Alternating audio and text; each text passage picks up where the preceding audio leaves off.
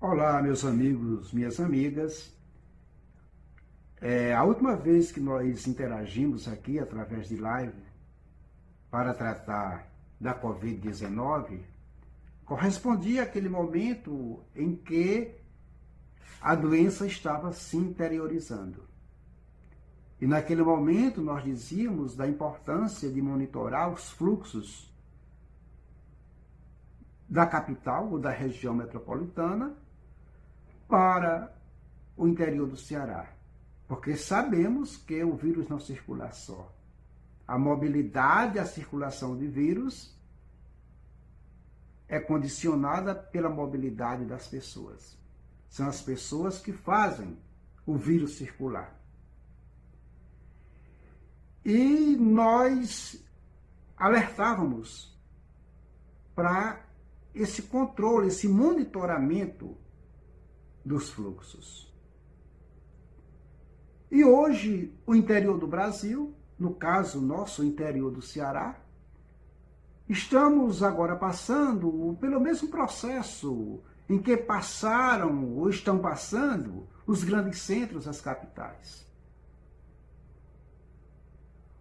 Quando a gente alertava, e como a gente alerta, para o isolamento social, é porque sabemos que essa é a única condição viável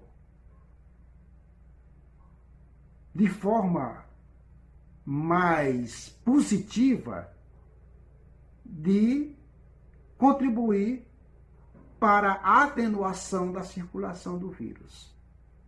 Então, o isolamento social, que tanto pregado, tanto propagado, e continua sendo, não é no sentido de evitar a doença, porque é uma pandemia. Ela se propaga. É no sentido de evitar com que todas as pessoas adoeçam de uma vez só. E isso passe a ocasionar uma demanda acima da capacidade de suporte das unidades hospitalares.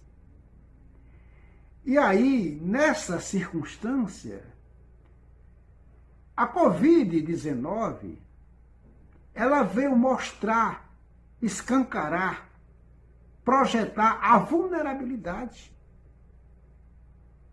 dos nossos problemas sociais, a vulnerabilidade exposta das nossas cidades no espaço urbano.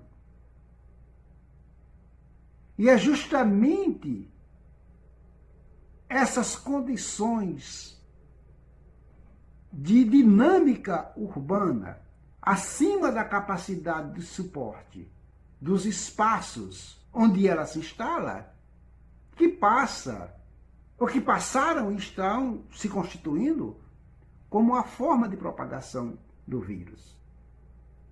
De repente, todo mundo começou a perceber que locais de aglomeração locais chamativos que condicionam a propagação do vírus.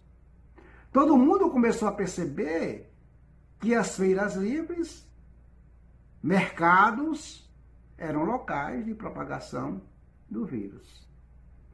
E aí essa retenção de fluxo e apelo para debelar os aglomerados urbanos e humanos passaram a se constituir na tônica dos discursos para se evitar a propagação do vírus. Ocorre que essa dinâmica urbana, o aglomerado de pessoas, muitas vezes se dá pela falta de planejamento urbano, onde em algumas áreas da cidade passam a concentrar uma grande quantidade de serviços por falta de planejamento urbano que condicionam a dinâmica acima da capacidade de suporte dos espaços onde elas se estabelecem. Então, o planejamento urbano, nesse momento, mais do que nunca, entra como uma necessidade vinculada à saúde pública, que se expõe de forma clara na propagação do vírus, na pandemia. Então, os planejadores, as prefeituras, os gestores das cidades têm que, a partir desse momento, pensar em planejar a cidade no sentido, cada vez mais, de promover, intensificar os fluxos em áreas restritas. Não construir determinados serviços, áreas de serviços, dentro do mesmo raio de proximidade. Como tem cidades que tem um colégio em frente ao mercado, que fica próximo ao banco, que o banco fica vizinho ao hospital, que o hospital fica vizinho à casa lotérica, que fica vizinho ao correio, que fica vizinho à estação.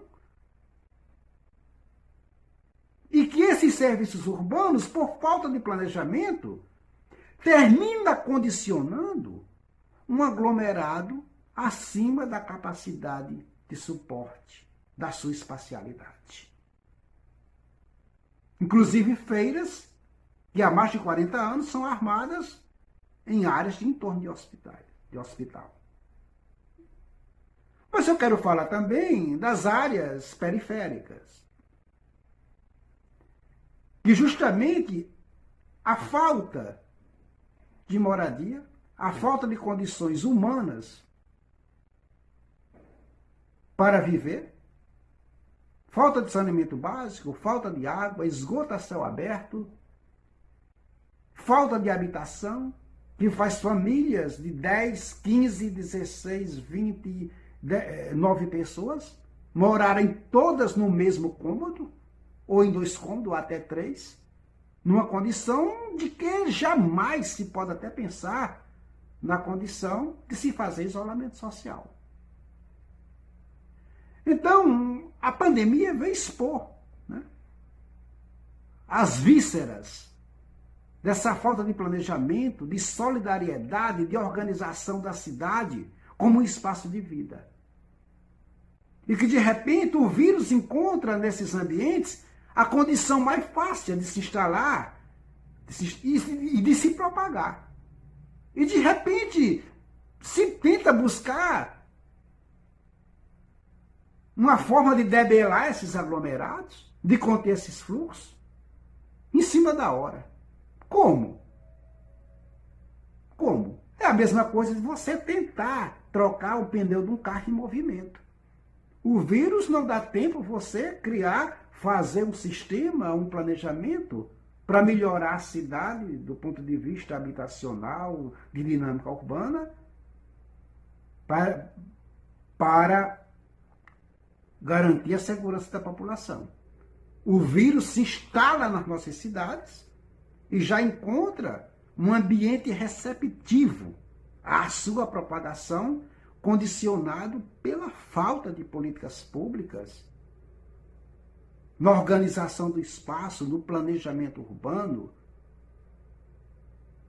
capaz de vincular essas preocupações de gestão do espaço com a saúde pública,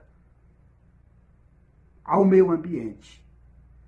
Então, a pandemia veio mostrar, né, de forma clara a vulnerabilidade das gestões há dezenas de anos, né, há décadas, sem preocupação de associar a gestão urbana, o planejamento urbano, o meio ambiente, às condições de saúde.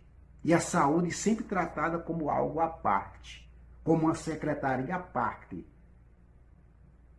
onde não se percebe, né, a necessidade de enxergar a interatividade da saúde com a funcionalidade da dinâmica da cidade. E o vírus, ele se interiorizou. Chegou nas nossas cidades. chegou nos nossos bairros, passa nas nossas ruas, bate nas nossas portas. E é nesse momento que a gente começa a sentir o peso da responsabilidade que temos para salvar as vidas. No esforço que se consegue êxito, mas não é um êxito pleno. E nesse momento a gente manda, envia, se solidariza com as famílias que tiveram suas perdas, e que a perda não é da família, a perda é da humanidade. São seres humanos que passaram para outra dimensão, condicionados por uma doença.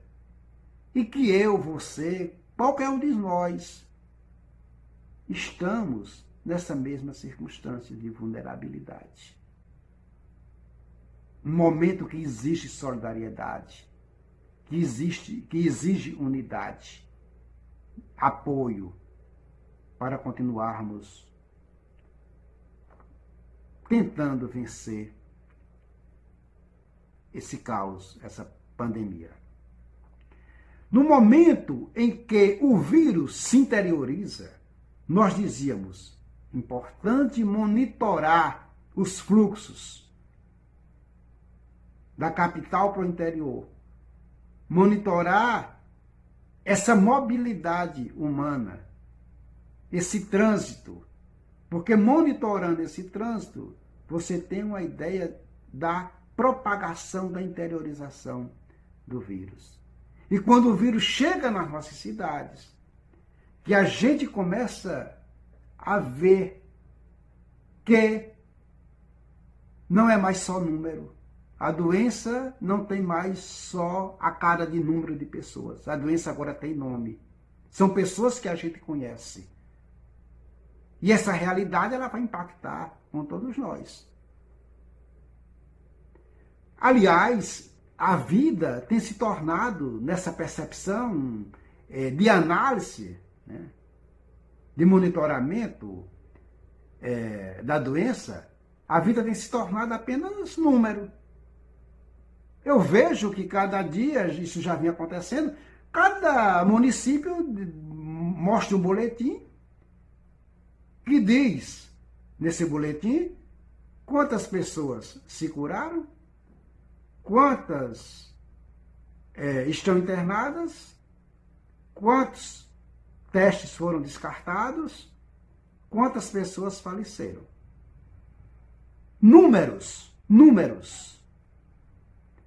E eu fazia uma crítica construtiva, lógico, toda a nossa crítica aqui é construtiva, que apenas os números não significavam nada em termos de projetarmos formas alternativas de intervir na propagação do vírus. Porque números têm nome. As pessoas têm nome. As pessoas moram numa localidade. As pessoas circulam, muitas vezes pela necessidade de sobrevivência no seu cotidiano. Então você difundir, expor o número de pessoas contaminadas, internadas, curadas e que foram a óbito, vai se resumir em números. E eu dizia que era necessário associar esses números a pessoas e associar as pessoas que os números representam às localidades onde elas moram, às áreas onde elas circulam. Porque é justamente o controle dessas informações que possibilitam ou possibilitariam o controle dos fluxos.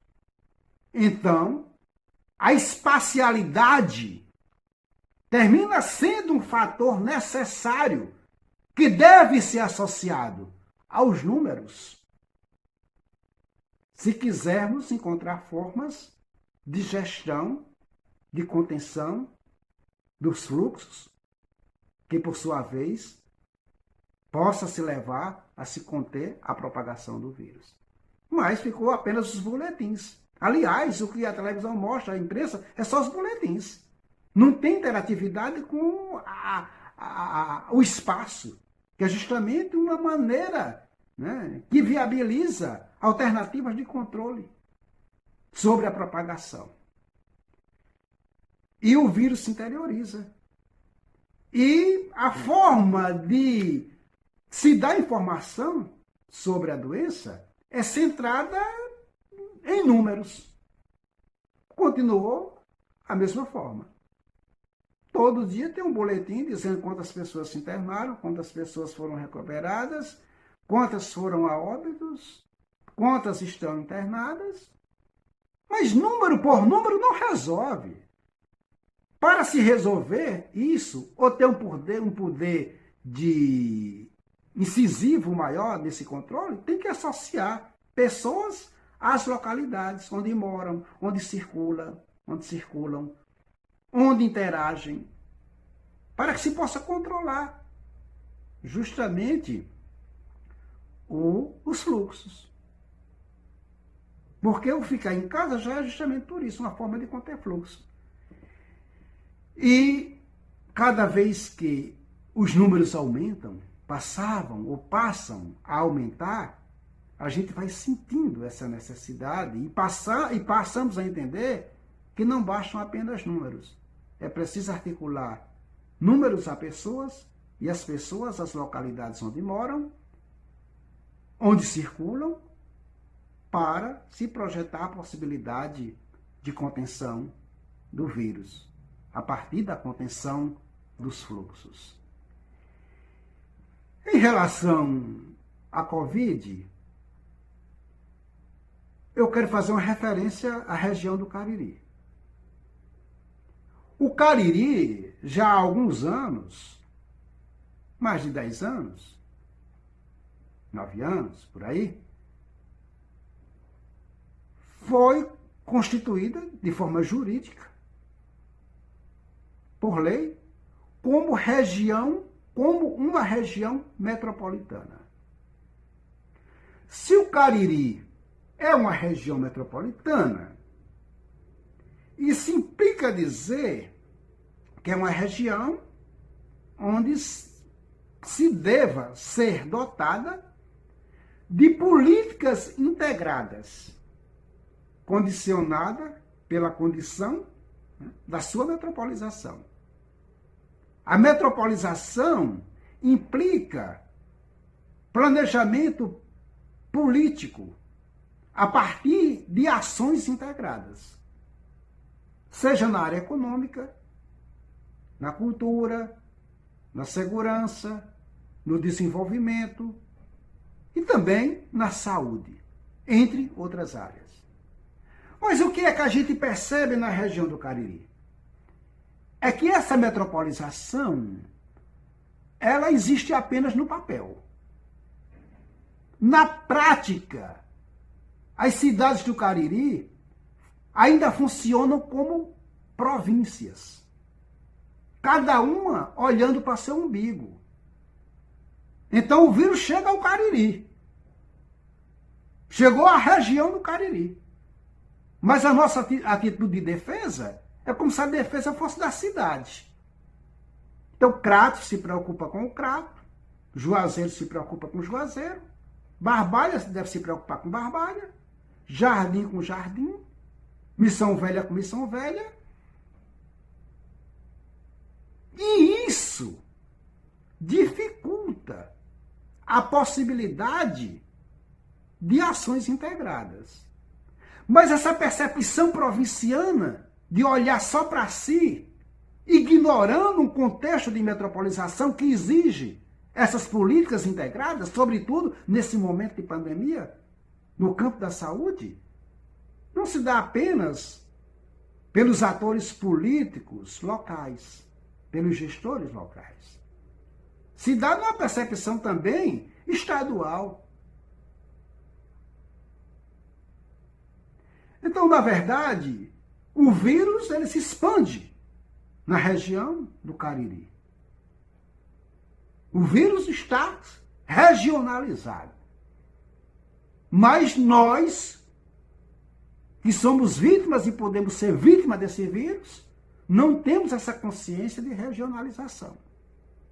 E o que eu percebi é que o vírus chega ao Cariri e a preocupação é cada cidade se proteger. Cada uma por si. E as ações políticas, quando passam a se projetar no Cariri, vai adotar o quê? Nessa forma de ação política. Eleger Juazeiro como centro das ações políticas de contenção. Juazeiro tem a maior densidade demográfica, maior população, maior dinâmica econômica, mas isso não significa que no projeto de ações para debelar o vírus, faça de Juazeiro o único local de atuação de políticas capaz de debelar um vírus que é regionalizado. Ele não é municipal. O vírus é mundial, é pandemia. Então é a mundialização de um vírus que chegou numa região.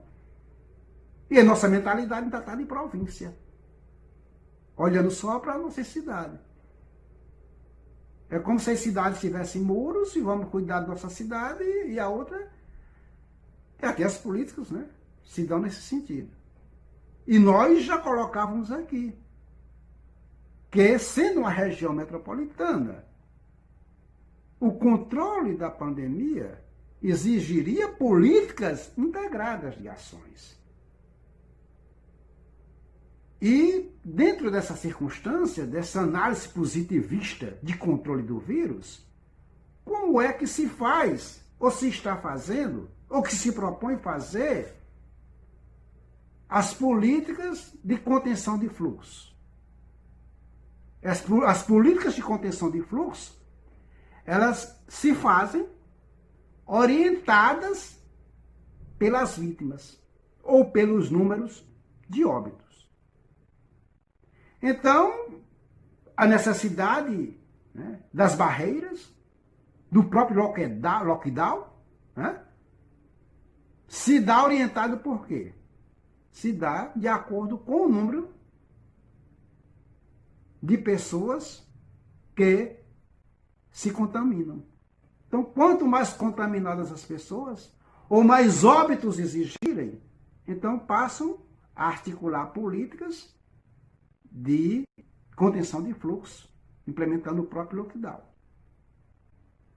Onde, na verdade, a contenção desses fluxos deveriam serem antecipadas para evitar os óbitos e a propagação do próprio vírus.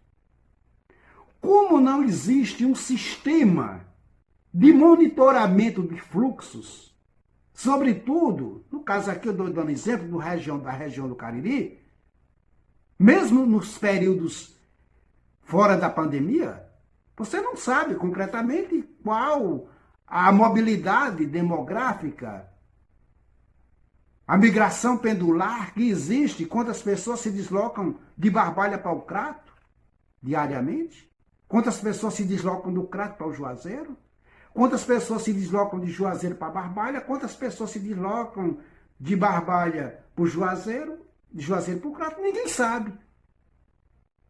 Ninguém nunca se preocupou com isso. De sentir, né, investigar como ocorrem esses fluxos. Como se dá, em termos estatísticos, esses deslocamentos. Então, como não temos dados nem estudos que viabilize monitorizar os fluxos, aí o que é que se faz? Vai se monitorar os dados estatísticos do avanço da circulação da doença e dos óbitos. Então, ao invés de se adotar uma política de se conter os fluxos para evitar a contaminação e os óbitos, se dá o contrário. Deixa a doença avançar, aumenta-se as mortes, e a partir daí, o índice de contaminado, que aumenta, e as mortes que aumentam, é quem vai ser o fator de orientação de contenção dos fluxos. Onde, na verdade, era para ser o contrário. Conter os fluxos para evitar a propagação e, consequentemente, os óbitos. E a região metropolitana, há mais de 8 anos, 9 anos, que isso aqui é uma região metropolitana. E como é que em plena pandemia de um vírus mundial que rapidamente engole uma região como essa, nós ainda continuamos agindo como províncias, cada cidade olhando para si. Como são proteger a Barbalha, proteger o Juazeiro. Claro que tem que se cuidar. Olha, aqui tem que se cuidar o Cariri. São áreas integradas do ponto de vista de circulação, de mobilidade humana, urbana, espacial, de interatividade de pessoas. Em plena pandemia, uma região como essa é tratada como se fossem cidades isoladas, como se tivéssemos na Idade Média. Isso por falta de costume. Não existe políticas integradas. Políticas de ações integradas na região do Cariri, como exige a necessidade de uma região que se torna metrópole. E nesse sentido, eu acredito que a partir da expansão, porque a expansão dessa contenção de fluxos, dessas barreiras, né, do próprio lockdown, né, não mais só no Juazeiro, como se Juazeiro fosse o centro. Nós não estamos na Idade Média, essas cidades interagem, tem fluxo de circulação de pessoas. As cidades não estão isoladas. Então essa percepção de interatividade estava faltando. Nesse sentido, a gente espera que a partir de agora a Covid no Cariri não seja observada a partir de cidades, mas a partir de uma região. Por que eu digo isso? Porque essas áreas interagem. Agora mesmo, na pandemia, com a barreira sanitária que foi feita no Juazeiro, muitos vendedores de rua estavam vindo para Barbalha. Como já vem para Barbalha, independente de pandemia. Num sábado, moro próximo ao hospital, parou um carro vendendo cachaça, né, aguardente, em frente ao hospital, dizendo que a cachaça era a cachaça que matava o coronavírus. Se você passa nas ruas em dias de semana, você vai ver bancas de camelôs, comércio de rua, sem fiscalização nenhuma. E quando a gente faz essas observações, não é para perseguir as pessoas que vendem, é pela necessidade de sobrevivência delas, de todos nós. Então, não existe isso, né, de você ver as cidades isoladas. Essas cidades estão num processo constante, contínuo, construído secularmente de interatividade entre as pessoas. Então, pensar o Cariri num contexto de pandemia é pensar a região, levando em consideração a análise de fluxo dos processos migratórios, de interatividade da dinâmica comercial, da dinâmica de saúde. E a gente espera, e a gente pede também à população que contribua